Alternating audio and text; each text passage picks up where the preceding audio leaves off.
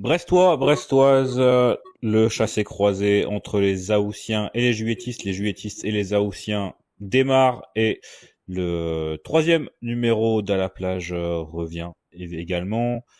Yann, comment vas-tu? D'habitude, c'est plutôt toi la présentation. Là, on a quelques petits soucis. On va voir si ça a été réglé de ton côté. Des petits soucis de réseau de mon côté, mais on espère que ça va aller. Je n'ai de toute façon aucun problème à laisser la main à l'introducteur en chef. J'ai pris ça sur le tas, donc c'était pas propre. On a senti une introduction un peu hasardeuse de ma part. Je m'en excuse, mais tu reviendras la prochaine fois, hein, évidemment, pour nous faire quelque chose de bien plus joli. Fange, comment vas-tu? Ça va très bien, merci. De retour À pour la plage, bien sûr. tout à fait très très plage. Je crois que j'ai pas été à la plage de l'été encore. Ah, il fait soit trop chaud, soit trop froid. C'est pas idéal. Et puis, de manière générale, je ne suis pas très plage. Ah oui. Non, c'est pas quelque chose qui me passionne particulièrement. Donc, tu es plutôt Stade Brestois, peut-être? Plus Stade Est-ce que Brestois que plage. tu es mercato, peut-être? Pas particulièrement. J'aime bien suivre, mais bon, je me suis fait une raison, on va dire, que sur le mercato brestois, il démarrait le 28 août et il se terminait le 31 août. Donc j'attends le mercato dans un mois, j'ai hâte. Vivement le mercato. Quelques rumeurs, néanmoins, mon cher Yann, qui sont apparues ces derniers jours, notamment au poste de gardien de but, évidemment, celui qui est le plus attendu, celui où le Stade Brestois a certainement le plus de besoins à l'heure actuelle, puisque évidemment son numéro un est parti vers des contrées moins ensoleillées que Brest. Tout un tas de rumeurs sont apparues sur ces 10 derniers jours, beaucoup d'étrangers, hein, notamment avec vous le voyez sur l'écran, Kasper Tobias donc du Legia Varsovie, Gabriel Slonina donc de Chelsea, Noel Torgqvist de Mjolby et Radosław Majecki de Monaco. Évidemment, petite blague, hein, bien sûr, on est obligé de citer Maëva Skibon et on la salue bien sûr si elle écoute à la plage numéro 3 qui vient de gagner 2 étapes du Tour de France femmes. Peut-être jouer gardien, mais je pense qu'elle a un déficit de taille. On va privilégier les 4 rumeurs précédentes. Qu'est-ce que ça vous inspire peut-être Yann, peut-être les noms. Après, je sais pas si tu les connais particulièrement, mais est-ce que ça t'emballe, on va dire du jeune gardien étranger? Sur les quatre, j'en connais deux, à savoir Slonina et Mayeki. Je commence par Mayeki parce que, en fait, je suis tout à fait partant pour l'avoir. Même si ça s'est un peu mal fini à Monaco, il a montré de très très bonnes choses. C'est quelqu'un qui connaît la Ligue 1, qui a un grand gabarit, un gros caractère, qui a sûrement des bases en français. Alors ça coche déjà beaucoup de cases assez importantes. Par contre, Slonina, c'est différent. Éternel espoir du foot US, il a surtout joué en MLS, c'est un jeune joueur qui a très peu d'expérience et qui surtout ne s'est imposé nulle part quand il a été prêté. Je crois qu'il a été prêté à 2-3 clubs anglais par Chelsea. Donc pour moi, c'est certes un joueur prometteur, hein, il a que 21 ans, mais on a zéro garantie et je ne vais pas avec un joueur qui n'a aucun standard en Ligue 1 sur une saison charnière comme celle-ci. Mais plus généralement, en fait, ce qui m'inquiète, c'est le manque de rapport entre les différents profils. C'est quoi aujourd'hui le point commun entre Maxime Dupé, Majeki, Slonina? Sauf en fait à considérer que le seul critère c'est d'avoir un bon gardien, sans préciser ce qu'on veut en matière d'expérience, de style de jeu, de caractère, même de nationalité. J'ai du mal à voir le moindre critère qui se dégage et ça, j'avoue que ça m'inquiète un petit peu. Fange, toi, enfin, c'est plutôt le profil, hein. Alors, on a l'air d'avoir du grand gardien quand même en taille. Sherpen, Majecki, tout ça, c'est quand même du grand gardien. Et ouais, c'est du jeune gardien étranger sur lequel on se dirige évidemment avec un budget de transfert relativement faible. Donc on imagine que les gardiens français, même les meilleurs gardiens de Ligue 2, disons, sont d'ores et déjà hors de propos d'un point de vue transfert et montant de transfert principalement. Donc on est obligé d'aller à l'étranger, quelque chose dont le Stade Brestois n'a pas l'habitude. Ça porte des risques, d'autant qu'on peut supposer aussi qu'on les connaît pas très très bien, ces joueurs. Oui, moi j'en connais encore moins que Yann, parce qu'à part Majeki de Monaco, c'est des joueurs dont je ne connaissais même pas les noms, très honnêtement. Donc je me pose la question effectivement des critères de recherche. Et je vois surtout le temps qui passe. On est déjà début août, le championnat reprend dans une quinzaine de jours. Et on sait très bien l'importance d'un poste et d'un gardien de but dans une équipe. On l'a très bien vu avec Marco Bizot, qui a largement rempli ce rôle et a eu des prestations déterminantes dans les très bons résultats brestois, que ce soit pour accrocher un main à des maintiens ou pour viser plus haut par la suite.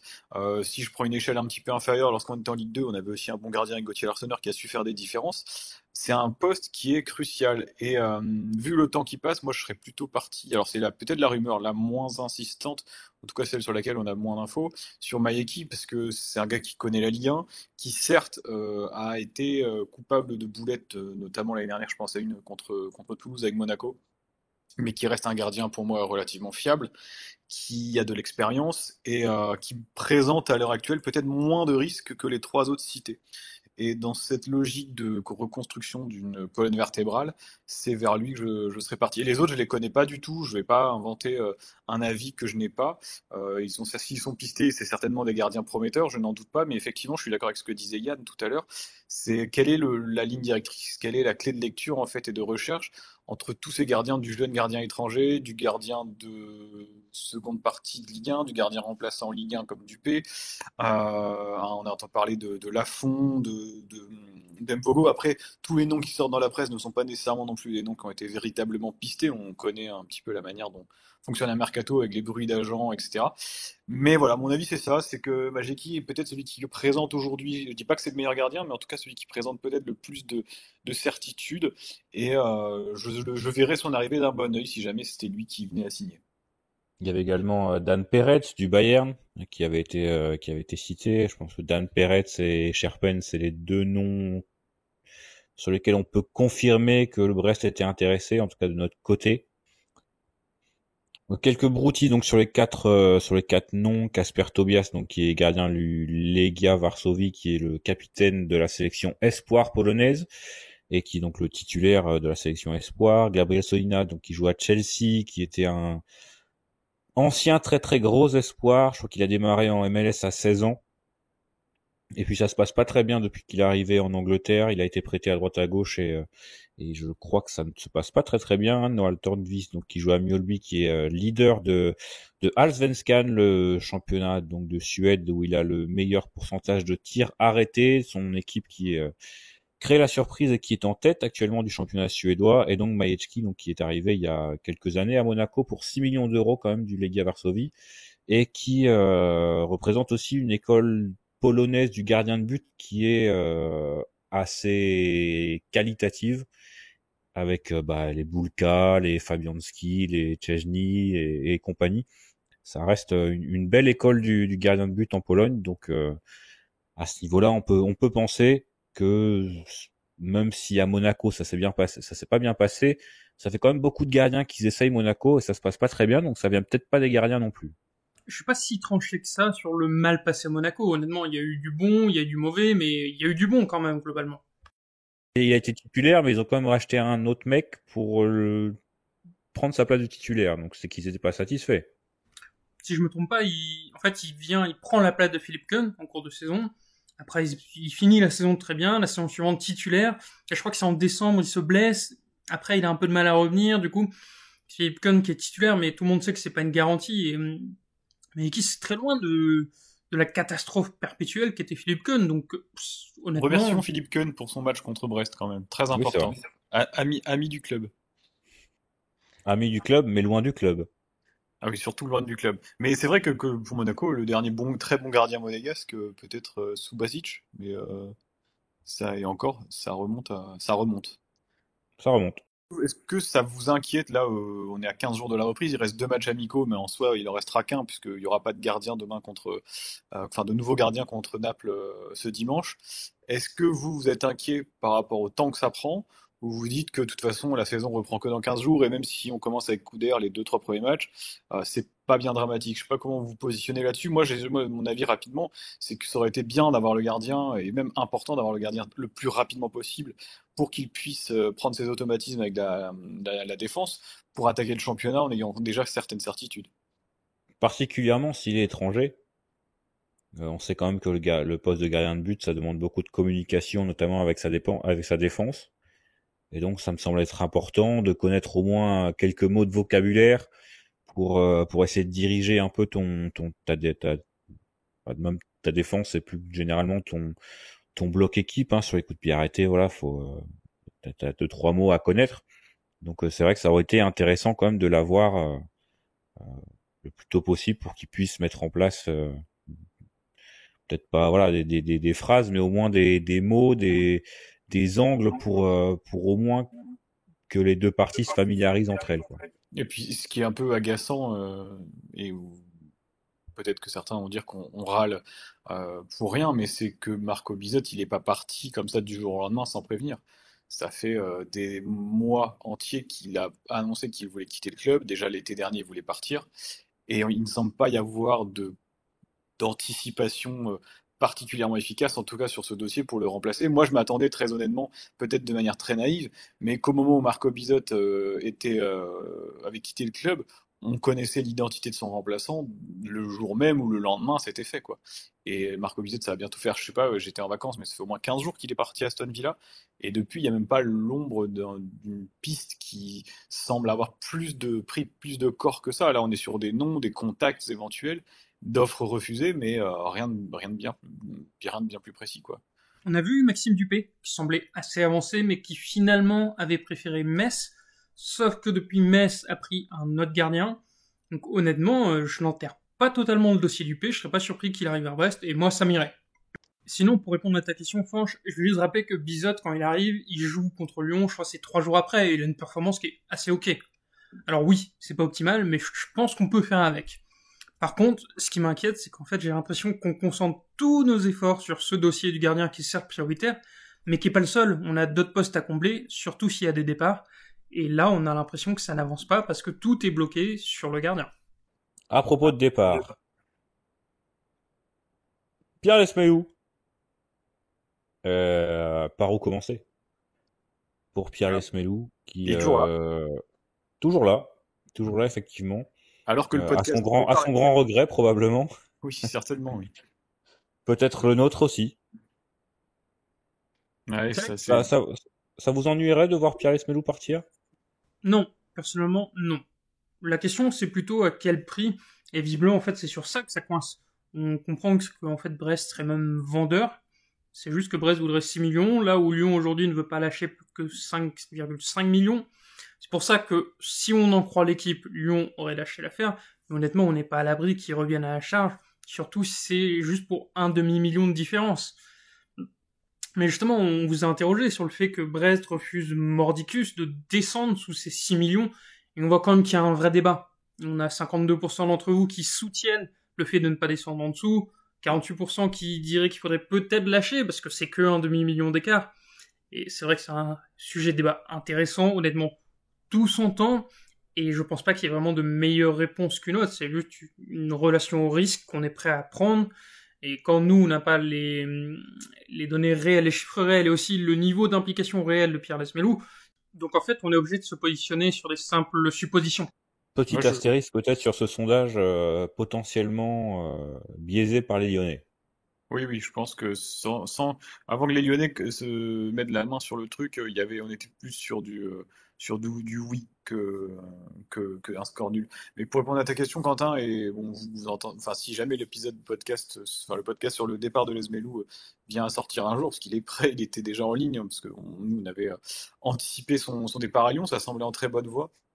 Euh, Moi, je reste sur la ligne suivante, c'est que le club aujourd'hui ne peut pas, en tout cas très peu recruter, et plus on gardera nos bons joueurs, plus très content en fait. Je pense que si Les Melou veut partir, bah, ce sera son choix, et si le club s'y retrouve, c'est bien, mais si le club s'y retrouve pas, je comprends qu'il reste ferme. Et pour l'instant, le joueur a l'air d'être, j'ai encore vu les images ce matin, a l'air d'être à l'entraînement, il participe aux matchs amicaux, il n'est pas dans une logique de bras de fer, donc je pense qu'il a envie de partir, mais pour autant, il semble être professionnel jusqu'au bout. Je sais pas s'il le vivrait bien s'il était toujours là à Brest le 1er ou le 2 septembre, mais ça reste un joueur quand même de qualité. Petites interrogations toujours sur son état physique depuis sa blessure.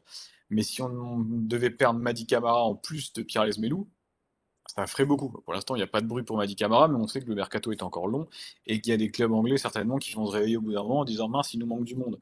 Donc, à l'heure actuelle, je comprends que le stade soit assez inflexible sur sa volonté de ne pas brader les Meslou. Maintenant, si le joueur veut partir, si Lyon propose véritablement que 500 000 euros de moins que ce que le club attend, j'ai un peu plus de mal à comprendre. J'ai l'impression qu'on a largué et vraiment lâché Bizot très rapidement pour vraiment une poignée de moules et que pour les Zmelou, c'est un peu deux poids deux mesures. Là, on le fait un peu chier. Donc, je sais pas trop comment me positionner là-dessus. Je suis un peu circonspect. Après, il semblait y avoir un accord aussi oral, j'imagine, entre Lorenzi et Bizot pour un bon de sortie. L'autre joueur ayant un bon de sortie à Brest et donc Mady Camara. Je pense qu'il y a quelque chose sur lequel Grégory Lorenzi a été plutôt réglo depuis qu'il est arrivé, c'est de mettre d'accepter des offres pour des joueurs qui ont des bons de sortie. A priori, mais Pierre Lesmelou, même s'il fait la gueule depuis à peu près 1 an et demi, il n'avait pas de bons de sortie sur sur ce mercato. Il est toujours sous contrat 2 ans. pour 2 ans, il me semble. Oui, c'est ça, 2027. Après, la question, c'est aussi de savoir est-ce que on veut garder un joueur qui a quand même son caractère, et ça va faire 2 fois qu'il va être mécontent de ne pas être parti de Brest. Et il y a quand même eu des matchs l'année dernière où, évidemment, certains c'était plutôt bon et son professionnalisme était à noter. Il y en a d'autres, c'était quand même beaucoup plus hasardeux. Je me souviens du match contre Reims, je crois, où là on était à la limite du foutage de gueule. Il y a même Aïdara qui prend un rouge à cause de lui. Donc c'est pas sûr de vouloir garder un Lesmelou Mais le souci, cadre du c'est vestiaire le souci, c'est si qui tu fait le la tronche. lâches, si tu le lâches enfin, si tu attends pour le lâcher dans 3 semaines pour 500 000 euros de plus, euh, tu fais comment pour te retourner? On a vu que Brest n'était pas le club qui était le plus doué sur les anticipations au niveau du mercato. Si tu te laisses qu'une semaine pour trouver un remplaçant à Lesmelou, peut-être que c'était l'occasion de se séparer là. Ah, il a 32 ans, il revient de blessure. Peut-être que aussi de t'asseoir sur une petite partie de cet argent pour ensuite le réinvestir, en tout cas réinvestir la partie que tu vas véritablement toucher en enlevant ce que tu dois donner à Norwich. Réinvestir en étant intelligent sur un joueur ou deux, peut-être des profils jeunes qui, voilà. Là, j'ai l'impression qu'on va le garder pour finalement essayer de s'en débarrasser au dernier moment. Et je suis même pas sûr qu'on retrouvera une offre comme celle de l'OL. Donc, vraiment, je trouve que c'est un jeu un peu risqué qu'on joue avec Pierre Lesmelou. Je trouve que c'est d'autant plus risqué que je suis personnellement convaincu qu'il va être furieux de ne pas pouvoir partir. Je rappelle qu'il avait un accord avec l'OL. Et honnêtement, j'ai des très gros doutes sur le fait qu'il joue réellement le jeu parce qu'il n'y a plus la carotte de la Ligue des Champions. Et honnêtement, s'il reste, j'espère qu'il me donnera tort, hein, mais si c'est pas le cas, qu'il reste et qu'il ne veut pas jouer, qu'il est sur le flanc toute la saison, qu'il n'est pas motivé, tu te retrouves en fait avec un milieu en moins puisque pas concerné et tu n'auras pas les 5-6 millions d'euros pour le remplacer. C'est perdant-perdant, sauf si, et c'est peut-être le calcul fait, tu te dis qu'il y a peut-être d'autres clubs pour poser les 6 millions et par exemple, ça pourrait être le Paris FC. A priori, Paris FC, d'après ce que disait un journaliste, ils étaient partis sur d'autres profils. Donc, je sais pas si Lesmelou est une priorité pour eux non Non, plus. c'est le risque. Mais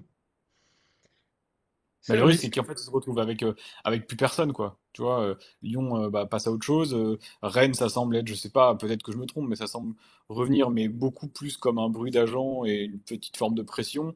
Le PFC, c'est des lointains bruits. Après, qui va mettre de l'argent sur les Zmelou? Il a l'air d'avoir quand même un profil qui plaît en Ligue 1. En Ligue 1, je vois pas d'autres clubs mettre 6 ou 7 millions sur lui, à part ceux qu'on a pu citer, quoi. C'est pas Strasbourg c'est pas du tout son style de recrutement. Évidemment, après, on va pas taper sur des clubs comme Nice, Marseille, c'est trop élevé, Monaco non plus. Euh, je vois pas vraiment qui pourrait aller chercher les Zmelou. Et pourquoi pas Neom pour seulement 12 millions d'euros.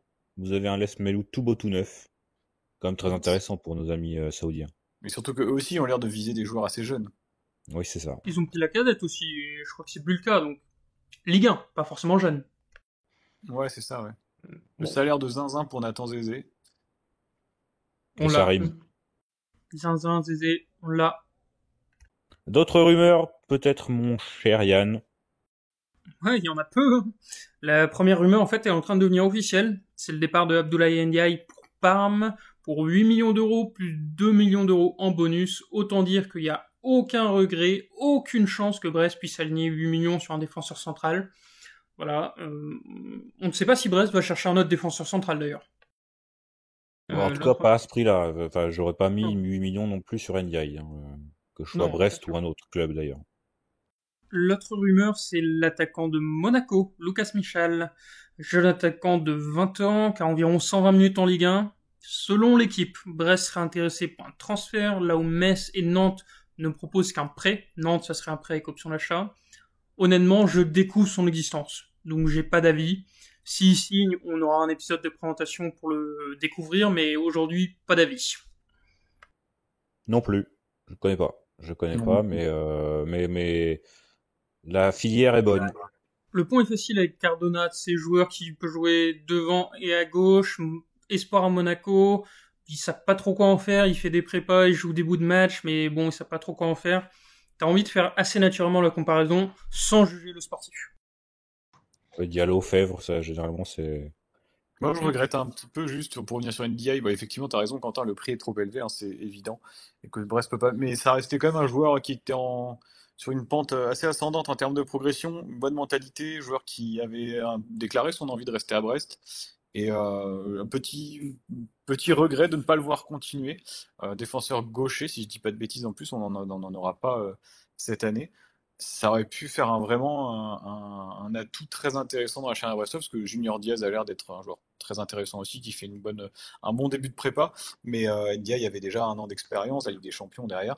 C'est dommage de ne pas pouvoir le conserver, mais c'est le jeu malheureusement de ces prêts payants, enfin, de prêts avec option d'achat non obligatoire, avec des options d'achat qui sont, et vous l'aviez dit, hein, vous aviez enregistré l'épisode de présentation d'Ndiaye quand j'étais en vacances l'été dernier, vous disiez déjà à ce moment-là que bon, c'était quasiment impossible d'imaginer Brest s'aligner sur le montant demandé, c'est dommage. C'est vrai, et on va vers une Ligue 1, à mon avis, qui risque de toute façon, avec un écart qui se creuse énormément. On en reparlera sûrement lors de la preview, mais entre les clubs qui ont de l'argent et ceux qui vont devoir bricoler de plus en plus. Dans ceux qui bricolent, tu as le Stade Brestois, qui prend un mec à l'essai, lui fait faire l'intégralité de la prépa, et qui, après les 3 premiers matchs amicaux, te dit que peut-être le joueur pourrait signer. C'est en tout cas le cas de Daouda Guindo, l'international malien qui jouait à Salzbourg l'an dernier, qui fait en fait son petit trou en tant que latéral gauche à Brest cet été, alors qu'à la base il venait juste pour se remettre d'une blessure.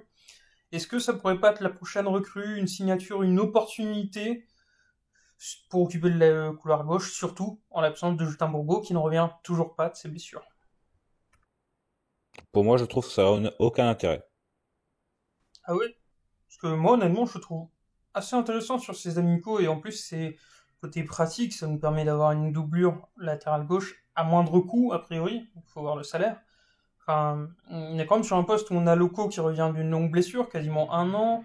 Un Bourgo qui multiplie les blessures, il était blessé en fin de saison, il est encore blessé ici, il a joué aucun match amical, il a quasiment pas pris part à la prépa. Si demain Loco est blessé ou suspendu, bah, potentiellement t'es totalement à poil à gauche, donc moi je dis pourquoi pas. Bon, t'arrives à bricoler, tu mets le Cardinal à droite, tu mets Lala à gauche. Euh, En fait, pour moi, c'est pas la priorité et ce serait dépenser de l'argent pour un poste où potentiellement tu te retrouves avec trois latéraux gauche, quoi. Bourgo, ça commence à devenir un peu curieux quand même, cette absence prolongée. Moi, je suis assez d'accord avec Yann sur le côté. Bah, tu dis dépenser de l'argent, mais en fait, ça ne serait qu'un salaire. Oui, bah c'est un salaire. Non, c'est un salaire, d'accord, mais il n'y a pas Et tu, d'argent. tu, tu, tu le mets pas sur le gardien. Non, c'est sûr, mais je pense que quand même, on n'est pas non plus au point de ne pas pouvoir verser des salaires. Non, non, mais c'est un ça, enfin, c'est, je sais pas combien il toucherait, mais tu déduis ça de ton budget salarial, quoi. Mais après, je pense que s'ils le font, de toute manière, ce sera si et seulement si ils ont des doutes sur l'état physique de Bourgo. Si Bourgo, ils savent que dans 3 semaines, il est retapé et qu'il sera débarrassé de ses blessures ensuite, il n'y a aucune raison de le prendre. Effectivement, 2 joueurs pour un poste, c'est largement suffisant. Mais s'ils le prennent, il faudra voir ça comme surtout un très mauvais signe avant de voir un bon signe pour l'arrivée de Guindo, surtout un très mauvais signe sur l'état de Bourgo. Là-dessus, on est d'accord. Bah, peut-être réponse demain, parce qu'honnêtement, s'il joue contre Naples en fin de prépa, ça fait quand même beaucoup. Enfin, je pense que ça voudrait dire qu'il pourrait signer, sauf si il est dans une logique d'attendre et d'avoir mieux ailleurs. Parce C'est qu'on est, un on peu est le aussi cas. début août et il a pas signé ailleurs. C'est ça. Peut-être qu'il est content d'être là et qu'il attend une proposition. Je sais Ou pas. peut-être qu'il est nul. Oh, t'es dur. Moi, je l'ai trouvé plutôt bien en amical, hein. Honnêtement, plutôt bon contre Rennes même. Correct contre Concarneau, sans plus. Mais franchement, c'est ok, hein, tu vois. Pourquoi pas. On sent que c'est potentiellement joueur Ligue 1. En tout cas, Eric Roy semble considérer l'option. Et en parlant d'Eric Roy, j'en profite d'ailleurs pour souligner son interview au Ouest France où il revient sur le début du mercato, en Narcisse hein, d'ailleurs. Je salue vraiment la qualité du suivi estival du Stade Brestois par la Ouest France, c'est vraiment au top, c'est très plaisant à suivre. Et c'est aussi le cas de cette interview qui est très plaisante à lire, je vous recommande, même si on sent un Eric Roy très fataliste. Les étés se suivent et se ressemblent. C'est On vrai, c'est n'apprend vrai. rien, mais en tant que abonné, ça fait toujours plaisir d'entendre ça. Ça donne envie de se mettre dans la saison et d'aller au stade. Et d'acheter son billet de tombola. Je trouve Très que bien. quand même, et après je trouve quand même que Roy a un discours de vérité lorsqu'il s'exprime, il nous prend pas non plus pour des idiots, et ça a au moins le mérite d'être clair, je trouve. Il aurait très bien pu nous dire il faut de patience, ça va venir, hein. Là, il est qu'un peu comme nous, et je sais pas si c'est une forme de pression qu'il met en étant un peu désabusé sur le Grégory Lorenzi, mais je trouve qu'il a le mérite au moins de dire les choses qu'il pense, et bon, c'est toujours assez agréable à lire. Même si évidemment, on préférerait lire autre chose. C'est vrai que c'est à se demander quand même pourquoi il a re-signé, quoi. Mais pour moi, il y a un mystère autour de ce truc, de cette prolongation. Parce que vraiment, depuis qu'il a re-signé, bon, évidemment, il y a la réalité, et on la connaît pas mieux que lui, mais peut-être autant que lui. Euh, mais enfin, il a l'air de s'être embarqué dans un bourbier. Alors je sais ça a l'air d'être un gars très loyal, mais je pense que la loyauté, je pense, ça doit avoir ses limites. Et c'est vrai que là, les limites sont assez grandes pour Aigrois. Alors peut-être tant mieux pour Brest, hein, mais en pensant à lui, à sa carrière, c'est vrai que c'est curieux par rapport à ses déclarations depuis qu'il a re-signé. En tout cas, de mon point de vue. Ouais, je partage pas trop honnêtement. Je pense juste qu'il répond franchement à des questions qui lui sont posées et qui sûrement traduisent une inquiétude comme nous on peut en avoir en fait. Mais honnêtement, je pense que ça va pas plus loin, c'est pas une manière de se plaindre ou de demander les choses. Voilà. Alors maintenant, pourquoi est-ce qu'il a prolongé? Bah, peut-être parce qu'il a confiance et plaisir avec ce groupe. Et c'est un groupe qui vient de signer tout de même une troisième victoire en 3 matchs amicaux.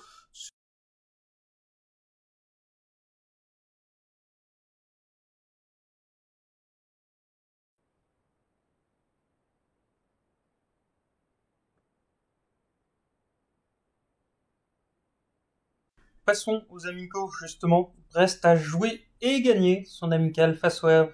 Victoire 1-0. Terrible erreur de Brestonner, par contre. On a oublié de leur envoyer le même. Alors qu'ils en ont quand même une belle collection déjà. Ça arrive, ça n'arrivera Ah, plus. ah mince, ah oui, effectivement. En plus, c'est le seul match que j'ai regardé, c'est con. J'ai pas pensé. Et moi, celui-ci, je l'ai pas regardé. Donc, zéro plus-value de mon côté. Par contre, vous les regardez tous les deux, donc je vous laisse la parole un peu, hein. Qu'est-ce que vous en avez pensé? J'ai C'était vraiment le match de reprise où tu sentais que les organismes étaient un petit peu fatigués par la prépa. Il y avait deux équipes vraiment très distinctes entre la première et la seconde période, mais de part et d'autre, et l'équipe du Havre en deuxième mi-temps vraiment faisait très très peur. J'espère pour eux que c'est pas avec ça qu'ils iront en Ligue 1, parce que sinon ils peuvent déjà déclarer forfait, hein. C'est terrible ce qu'ils ont proposé. Mais sinon, première période avec l'équipe ce qu'on pourrait qualifier d'équipe type de Brest, plutôt intéressante dans la maîtrise en fait, dans les combinaisons, dans les automatismes entre les différents, entre les uns et les autres. Et globalement, Brest méritait d'ouvrir le score sur cette première mi-temps, avec notamment deux occasions de Ludovic Ajorc dont une frappe en demi-voie en volée qui aurait mérité d'aller au fond, à mon sens. Mais ouais, c'était pas un match passionnant, c'était vraiment histoire de prendre du rythme, de faire tourner un peu les jambes, que les joueurs aient un petit peu de temps de jeu, parce qu'ils travaillent pas vraiment les automatismes, ils se connaissent déjà tous. Sur la deuxième période, c'est très difficile, je trouve, d'avoir une analyse fine de ces 45 minutes, parce qu'en fait, c'est une équipe qu'on verra jamais. C'est une équipe qu'on ne verra jamais aligner ces 11-là. On en verra certains. Je pense que il y a des joueurs comme Kamori Doumbia, comme Makalou, peut-être, qui pourront avoir du temps de jeu. Sinon, je suis assez déçu de certains. Alors, dans l'aspect positif, Quentin, tu me diras si toi, t'es d'accord, mais Raphaël Le Guen en défense plutôt intéressant. En défenseur central, peut-être que le club, je pense que parmi les jeunes qui étaient alignés, c'est peut-être celui qui pourrait avoir le plus de temps de jeu dans la rotation, peut-être en tant que quatrième défenseur central l'année prochaine. Un peu déçu par Kanté devant. Il y a beaucoup de lacunes pour l'instant, je trouve. Alors on va lui laisser le temps, évidemment, il est très jeune, mais on n'est pas sur un giga crack qui va tout casser en Ligue 1 dès le mois de septembre, à mon avis. Sinon, voilà, c'était le match de reprise, de milieu de prépa. Je pense qu'on en apprendra davantage contre Naples dimanche et contre Sassuolo dans 10 jours. Je trouve ça très très lent, moi, personnellement. C'est vrai que bon, les matchs amicaux, c'est déjà pas très très passionnant. Mais oui, j'ai senti comme une équipe de Brest bien au-dessus de celle du Havre. On a senti aussi que il y avait un effectif qui avait presque changé intégralement et l'autre dont c'était tout le contraire et ça s'est vu sur le terrain. Donc une victoire en tout cas méritée au niveau de la première période et je te rejoins sur la deuxième période. C'est assez peu intéressant parce que c'est une équipe pour le coup qui n'a absolument aucun automatisme, qui ne s'entraîne peut-être même pas ensemble à l'entraînement parce que il y a aucun véritable intérêt. Il y a pas d'intérêt en fait de les de faire jouer ces 11 mecs ensemble. Donc ouais, c'est juste pour faire tourner les jambes, pour remettre le moteur en route et être prêt pour dans 15 jours et un peu plus pour certains qui, je pense, démarreront en N3, mais ouais, ça sera plus intéressant en tout cas de regarder le match contre Naples, j'imagine, parce que déjà au niveau de l'adversaire, c'est un peu plus intéressant. Ce sera peut-être mieux filmé aussi parce que les stades de N2, bon, ça a ses limites, hein, évidemment. Même au niveau de la visibilité, on est assez bas au niveau de la tribune, donc on a assez peu de recul sur ce qui se passe, notamment de l'autre côté que de la touche. Euh, donc Naples et Sassuolo, on pourra tirer davantage de conclusions, même si tout en se souvenant que ça reste des matchs amicaux et que Brest peut gagner tous ses matchs amicaux et démarrer par 2, 3, 4 défaites consécutives. Il y a aucune logique sportive à ces matchs amicaux. Moi, je prends vraiment ça pour une remise à niveau physique et presque uniquement que ça. Mais en tout cas, on voit bien que ce sont 11 joueurs, 10 joueurs, puisque Diaz, évidemment, est la seule recrue. 10 joueurs qui jouaient ensemble l'année dernière, voire plus pour certains d'entre eux. Hein, le milieu de terrain, évidemment, ça reste le point fort de cette équipe. Je pense, en tout cas en début de saison, ce sera un gros avantage par rapport à d'autres équipes. Justement, juste un point sur Lesmelou qui a participé, du coup, on en parlait tout à l'heure, au match, qui a été plutôt très correct, hein. Il a joué toujours dans ce rôle de milieu reculé et il a été bon, il a été impliqué. Donc, même si je suis d'accord avec Quentin, c'était lent et on n'a pas vu beaucoup d'engagement sur la rencontre, il était quand même au rendez-vous. Donc, on est sur un joueur qui physiquement a l'air mieux que sur la deuxième partie de l'année dernière. Précisons quand même que le match s'est joué avant l'annonce du retrait de l'OL pour sa signature. Donc impossible d'en tirer en fait des conclusions sur l'impact que ça a, sur son état d'esprit, sur son engagement. On pourra peut-être en tirer après le match contre Naples. Naples, justement, on a déjà dit tout le bien qu'on pensait de jouer ce type d'équipe en amical. Depuis, on a appris que le dernier amical serait à Le Blé contre Sassuolo, promu de Série B et qui jouera donc en Serie A cette saison. Est-ce que ça suscite une réaction chez vous? Est-ce que vous pensez y aller, par exemple? Ça évoque le retour de Fabio Grosso à C'est vrai. Francis Leblay. Et ça, c'est une bonne nouvelle parce que généralement, ça se passe bien. Même si on n'aura que faire du résultat sportif, bon, ce sera toujours mieux de gagner quand même à Francis Leblay. Mais bon, de toute façon, on s'attendait pas non plus à un gros européen, mais ça reste dans l'idée des Majorques et des équipes comme ça qu'on a pu avoir ces dernières saisons à Francis Leblay. C'est toujours sympa d'avoir un petit goût d'Europe, même si on n'en aura pas cette saison. Bon, je crois que c'est une belle équipe. Il y a deux, trois bons joueurs. Il y a Lorienté aussi qui sera là. S'il n'est pas parti d'ici là. Parce que je crois que lui aussi, il a une histoire de départ avorté ou un truc comme ça. Du côté de Sunderland, de mémoire. Et sinon, je suis totalement d'accord avec toi sur Sassuolo. J'aime bien finir contre ce genre d'équipe, en fait. C'est des équipes un peu comme Osasuna, Mallorca, c'est moyennasse, c'est des équipes qui vont jouer le maintien, mais qui, du coup, auront pas peur de mettre l'engagement dans ce dernier match amical et qui, normalement, ont un niveau pas trop éloigné de celui de Brest. Donc, je trouve que pour une dernière mise en jambe, c'est top. Même si c'est sûr que c'est pas une affiche de rêve, c'est peut-être le mieux sur un point de vue opérationnel. Alors juste un point sur leur prépa, ils en sont où? Parce que l'Italie, on sait, reprend généralement un petit peu plus tard.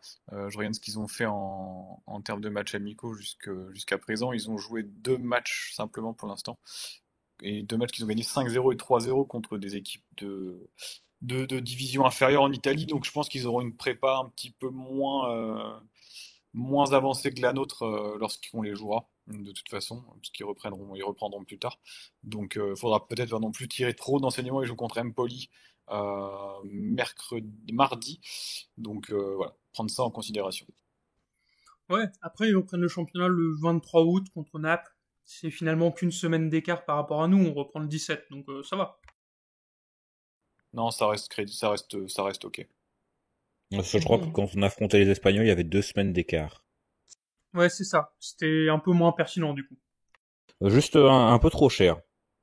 Voilà, au niveau des places, c'est vrai que même 8 euros pour aller voir un match amical, c'est trop cher et moi ça m'a pas motivé à y aller donc voilà je regarderai ça sûrement sur YouTube. J'imagine que ce sera diffusé. Mais ouais, un peu cher par rapport à déjà tout ce qu'on a dépensé pour le Stade Brestois la saison dernière. On va faire quelques économies cette saison. Ouais, c'est vrai qu'on peut regretter de ne pas avoir un tarif très réduit, voire la gratuité pour les abonnés. Par contre, je trouve que le prix pour le grand public, notamment pour les touristes ou les gens qui ne vivent pas à Brest hors de l'été, mais qui sont quand même brestois, qui sont pas touristes, vous voyez la différence. Je trouve que le prix est cohérent, tu vois, ça reste sous les 10 euros, c'est pas excessif, c'est un match de Ligue 1, normalement tu verras l'équipe type, donc je trouve que c'est correct, juste dommage de pas avoir un truc mieux pour les abonnés. Mais du coup, j'irai peut-être pour être représenter le podcast sur place. C'est à quelle heure? Très bonne question. Ouais, tu poses des questions là comme C'est à ça alors qu'on n'a 18h. pas la réponse. C'est à 18h. D'accord, bon, bah, c'est possible que j'y aille alors. Prépare tes gants, on pourrait avoir besoin d'un gardien. Ah oui, bah, très bien. Parfait. Très bien. J'en ai en plus. C'est parfait. C'est pas la taille qui compte, mon cher Fange. Bah oui, c'est le maillot qui compte. Et justement, on verra quel maillot ce sera contre Sassuolo. Contre Naples demain, on espère le nouveau maillot extérieur. Voilà, normalement, vous le voyez à l'écran, un beau maillot blanc avec des rayures. Bon, rayures noires ou violettes, on sait pas trop. Quelques petites finitions rouges. C'est dans les couleurs brestoises, c'est habituel. Voilà, vous le trouvez comment vous? C'est bien, je trouve ça assez épuré. Je trouve qu'on n'est pas sur un simple t-shirt blanc avec la volonté de mettre des petites bandes. Comme ça, je les aurais préférées en rouge. Les bandes verticales, je trouve qu'elles auraient peut-être eu encore plus d'allure et plus de style. Ça aurait rappelé un petit peu le maillot de l'extérieur Ligue des Champions l'année dernière avec des bandes dans un autre sens. Mais je le trouve assez élégant. Toujours ce sponsor Yaourt Malo qui est horrible et qui gâche absolument toutes nos tenues. Mais J'ai voilà, l'impression c'est qu'il est un comme peu ça. moins grand. Est-ce que je me Oh, trompe? ouais, il était déjà un petit peu moins grand sur le maillot Ligue des Champions, j'ai l'impression. Mais avant, c'était pire. Je sais pas si tu te souviens, il était bleu. Oui, c'est Alors ça. maintenant, C'est parce que du coup, je me dis ça. Enfin, c'est ça qui m'a peut-être il est mieux interloqué, c'est intégré. la taille du sponsor principal. Il était bleu, donc on le voyait plus. Là, je trouve qu'il est quand même relativement élégant. Le maillot domicile aussi est plutôt sympa. Donc on a deux jeux de maillots là relativement corrects. On est sur des maillots qui vont, je pense pas, je pense malheureusement qu'ils pour eux qui font pas énormément de ventes cette année parce qu'il y a eu tellement de ventes de maillots l'année dernière avec les maillots Ligue des Champions qu'il y a beaucoup de personnes qui certainement n'iront pas sur un maillot qui est quand même assez similaire finalement. Mais ça fera largement le taf, ça fera des belles photos, ça fera des belles images à la télé. Je pense que on aura une équipe qui aura une belle allure sur le terrain. Ouais, justement, on a demandé aux supporters qui nous suivent sur X leur avis. Et finalement, c'est assez unanime, hein. Il y a 90% des gens qui l'aiment bien ou le trouvent excellent, même 25% qui le trouvent excellent. Personnellement, j'étais pas emballé plus que ça par le maillot domicile, mais je suis totalement emballé par celui-ci. Je tente de le voir porter, mais je pense que ça peut être mon maillot préféré de Brest chez Adidas, même si bien sûr il n'est pas parfait. Ça fait longtemps, moi, que je voulais un maillot avec des rayures verticales. Alors peut-être que ça aurait été mieux en rouge, effectivement. J'aurais aussi voulu qu'on garde le logo original totalement en rouge plutôt qu'en négatif, c'est-à-dire blanc avec contour rouge, mais Ça n'a pas de sens. mais dans tous les cas, ça reste un très beau maillot à mes yeux, et je pense que je vais totalement l'acheter. Certes, à 99 €, mais ça fait des années et des années que je voulais un maillot à rayures verticales, donc je l'aurai. Merci Adidas. Et il s'incruste plutôt bien sur un emballage de yaourt sucré malo, donc peut-être que il y a Ouais, voilà. peut-être une opération à faire. Mais oui, totalement, faut trouver le goût. Faudra peut-être aussi trouver le goût pour le troisième maillot, on attend toujours, et pour le maillot des 75 ans. A priori, troisième maillot devrait être noir si on a bien compris. Et le maillot anniversaire qui arrivera plus tard, c'est ça? Oui, c'est ce qu'il disait dans le communiqué avec Adidas, dans la prolongation de contrat, c'est que ça arriverait en cours de saison. Dans tous les cas, on part quand même sur un cru 2025-26 plutôt bon, peut-être même un très bon cru, très loin de ce qu'on a pu vivre, notamment chez Nike. Vous vous souvenez du maillot le cru? Et pour le maillot du Tucru, ils avaient carrément fait une opération, un reveal du maillot au stade avec les joueurs et tout. Je me souviens, j'y étais allé parce que les abonnés étaient invités. C'était complètement lunaire de faire ça, quoi. Ils avaient présenté, je pense, les deux maillots les plus moches parce qu'il y avait le maillot Miss France en même temps avec la bande diagonale qui était absolument avec le sponsor qui coupait le truc en plein milieu. Ils avaient fait tout un événement au stade. C'était sympa l'événement en soi. Il y avait une sorte de cochon grillé pour tous les abonnés et tout. C'était hyper cool. Par contre, le maillot était très moche. Et ils présentaient les recrues. Ah oui, et dingue, ils présentaient les recrues aussi. On était au mois d'août, début août, et ils présentaient les recrues, les mecs. Il devait y avoir du Complètement Shaya fou. Belgazoni. Ah, ouais, complètement fou. Des recrues au mois d'août, début août. On n'a plus vu ça depuis des années. Après, est-ce qu'il vaut mieux avoir des recrues comme Shaya Belgazoni au mois d'août ou attendre un peu? Moi, j'attends. Attendons. Et on peut attendre en regardant ce qui se passe au-delà des pros, c'est-à-dire chez la N3, avec les U19 et les U17. Et donc le calendrier respectif de la N3, des U19 et des U17 ont été publiés. Vous pouvez les retrouver sur le compte Instagram SB29 Academy qui est alimenté régulièrement et de la bonne manière, probablement par l'alternante du Stade Brestois. On salue ce travail et on le remercie parce que c'est toujours pratique pour suivre les équipes jeunes. Donc voilà, vous les voyez à l'écran. Est-ce qu'il y a des matchs que vous voulez aller voir? Le Le 2 14 novembre, septembre. le 2 novembre à Angoulême. On y sera. Non, non, très honnêtement, moi, la N3, je suivrai évidemment les résultats.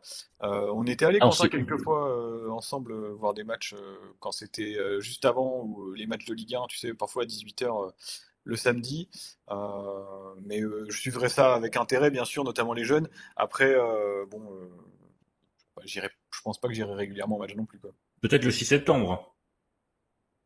Le 6 septembre, contre Minizac, bien sûr. Ah bah ça Au peut match- être quelque chose ça peut d'intéressant. On va voir Mathias Sautrette éventuellement jouer contre le Stade Brestois. Petit point juste Quentin sur les hommes sur les bancs. Il y a eu un changement, il me semble, hein. Ils ont interverti les bancs entre la N3 et les U19, c'est ça? Oui, c'est ça. Donc Olivier Aurillac a repris. Je crois qu'on en avait parlé dans la plage précédente, si je Ah, dis pas de excusez-moi. bêtises, mais on va en parler si des gens Oui, ont on en avait zappé la parlé. plage numéro 2. On en avait parlé, mais on se demandait pourquoi ils avaient fait ce changement. Je n'ai pas la réponse, c'est juste une réflexion. Je sais qu'Olivier Aurillac eu assez récemment un bon niveau de diplôme. Je me demande si potentiellement ce serait pas le seul à avoir les diplômes pour entraîner en N3. Je sais pas, Quentin saura mieux. Ça, je ne suis pas sûr parce que Franck Cardiles, a priori, avait déjà entraîné en N3 avec Plavenec au moins, voire Est-ce avec qu'il Cousanet. est-ce qu'il avait le droit de le faire à ce moment-là? Je dirais que oui. Après, peut-être que c'est différent avec une réserve de club professionnel. Je sais pas. Peut-être juste qu'Aurillac a davantage un niveau de diplôme plus élevé, sans que ça empêche Cardilès d'entraîner au niveau national. Enfin bref. Juste pour rappeler aussi que les matchs de N3 a priori devraient être gratuits donc pour les abonnés si ça ne change pas par rapport aux années précédentes, et ça se jouera à Ménespol. Ménespol où il serait sûrement plus facile de se garer en tout cas en début de saison puisque il n'y a pas de géant, donc il y aura moins de gens sur le parking de géant. Ça c'est une bonne nouvelle. Mais normalement, il y aura bientôt un Leclerc. Hein. Source Brest Info. En tout cas en début de saison j'ai dit. Oui, c'est vrai. Mais juste un petit point. Les résultats des U19 et des U17, même de la N3, c'est pas très intéressant si jamais il y a aucun joueur qui passe en professionnel. L'objectif de ces équipes, ce n'est pas de gagner des matchs, c'est de former des joueurs. C'est quand même important de le préciser. Donc généralement, les résultats des équipes des jeunes sont plutôt bons, voire très bons ces dernières années. Pour autant, on voit pas non plus beaucoup de jeunes passer au niveau supérieur. Donc voilà, je pense que l'état d'esprit de ces équipes est vraiment excellent. Je vais essayer d'aller voir le plus de matchs possible des jeunes pour évidemment en faire des petits résumés de temps en temps, savoir qui progresse, qui progresse pas, qui sont les bons joueurs, qui sont les moins bons joueurs. Mais l'objectif c'est pas nécessairement de gagner des matchs, c'est surtout de former des joueurs, c'est quand même ultra important. Et on verra sur cette saison, il y a peut-être des bonnes surprises qui vont apparaître ou des joueurs moyennas qui deviendront bons ailleurs comme JD Gassama qui actuellement marque des buts en tour préliminaire de Ligue des Champions avec les Glasgow Rangers donc et qui est passé par Brest et qui n'est pas très très bon à Brest. Je crois que je n'ai jamais entendu son nom. Et je crois que c'était son année U16, donc il jouait avec les U17, il était U16, mais il était vraiment pas souvent titulaire, c'était un remplaçant. Et il était reparti après un an en région parisienne parce qu'il avait, je crois, des soucis personnels. Donc, il avait signé au PSG et depuis, ça agace pour lui. Il a fait une bonne saison en Championship l'année dernière et il a signé au Glasgow Rangers cet été. Je sais pas si on touchera quelque chose, une indemnité de solidarité ou une connerie du genre, mais ça fait tout. Bon, c'est toujours sympa de voir un joueur percé qui est passé par le centre de formation du Stade Brestois. Ils sont suffisamment rares, donc on peut les citer de tête. En parlant d'anciens Brestois, on a vu, je sais plus si vous en avez parlé dans les précédents à la plage, mais il y avait Franck Honora qui a prolongé du côté de Mönchengladbach. Donc lui, pareil, hein, il réussit bien enfin, c'est même plus son intégration, mais sa carrière se poursuit plutôt bien du côté de la Bundesliga. Ça parle également de Romain Perrault qui va revenir en Ligue 1 a priori, d'après ce qui se dit du côté de Lille. Donc on devrait le revoir à Le Blé, d'autant qu'il a fait la prépa avec le Betis. Donc a priori il est en forme. Donc s'il vient à signer, il sera probablement dans le groupe lillois le 17 août On le voit à 15h, c'est ça d'ailleurs, il me semble. C'est ça, hein, si je dis pas de bêtises, je crois que la programmation Oui, c'est est ça. tombée. Donc voilà, il y a quelques mouvements dans les anciens. Quand Yann parlait d'NDI aussi précédemment, il y a encore des doutes sur des joueurs qu'on avait l'année dernière, notamment Abdallah Sima, qui visiblement est toujours du côté de Brighton, mais sans pour autant que le club anglais compte véritablement sur lui cette saison, j'ai l'impression. Il y avait la même chose pour Ibrahim Salah à Rennes, qui est toujours en instance de départ, si j'ai bien compris. Donc l'incertitude règne encore sur ce mercato, il reste un mois. Pas mal de choses qui devraient bouger dans les deux sens. Oui, on aura le temps d'en parler après le 28, peut-être dans un à la plage 4. Peut-être qu'on peut se motiver, qu'on fera un épisode spécial Mercato le 31 août ou un truc comme ça. On verra. Sachant qu'il y aura 6 joueurs qui vont signer le dernier jour, pourquoi pas. Hein. Voilà, on se retrouvera à cette occasion, on se retrouvera aussi avant. Messieurs, est-ce que vous avez peut-être un dernier petit mot avant de partir, avant de conclure cet épisode de la page 3? Un petit mot juste, le club, nous on en a parlé aussi sur les réseaux sociaux, on avait appris la terrible nouvelle du décès de Baptiste Tual, et si je voulais en parler, c'est parce que moi j'avais eu Baptiste en classe, alors la date et l'année me revient pas, mais ça commence à dater un petit peu maintenant, vu que c'était au collège, donc on a appris l'annonce de son décès, qui d'ailleurs, dans les circonstances, d'après l'article, était un petit peu flou. C'était juste pour avoir une très forte pensée pour lui, puisqu'il était vraiment un vrai fan du Stade Brestois. Ça nous arrivait très très régulièrement de parler de foot, que ce soit quand on se croisait dans les couloirs ou même au stade lorsqu'on se voyait. D'ailleurs, j'avais réussi à lui obtenir des places pour le match de la montée contre Niort en 2019. Donc ça a fait très bizarre quand j'ai reçu l'information et le message quelques temps avant que ça ne sorte dans la presse. Et vraiment, c'était un gamin dont je garderai, mes collègues avec qui j'ai pu parler depuis, dont on gardera un excellent souvenir. Et donc, on présente évidemment toutes nos condoléances à sa famille. Je connaissais son père notamment. Et voilà, c'était une nouvelle assez dure à apprendre. Et on pense très fort à eux. Et puis, on pense également à Baptiste. Évidemment, toutes nos pensées pour la famille, pour sa famille à lui, pour la famille Stade Brestois, parce que c'est ça aussi, c'est le Stade Brestois, la vraie famille. On espère que de là où il est, il verra la très belle saison brestoise qui s'annonce. On pense fort à lui, évidemment, et on s'associe au deuil. Enfin, voilà, c'est jamais très simple de conclure après une parole comme ça, mais c'est important quand c'est une famille de signaler, de penser à ceux qu'on apprécie, ceux qui sont partis trop tôt. Baptiste en fait partie. Mais voilà, le Stade Brestois continue et ils resteront toujours dans un petit coin de ce Stade Brestois-là, dans le cœur des supporters brestois. Et voilà, vraiment pas facile de conclure après ça, mais le message était important. Sur ce, messieurs, merci d'avoir été là. On se dit à la prochaine.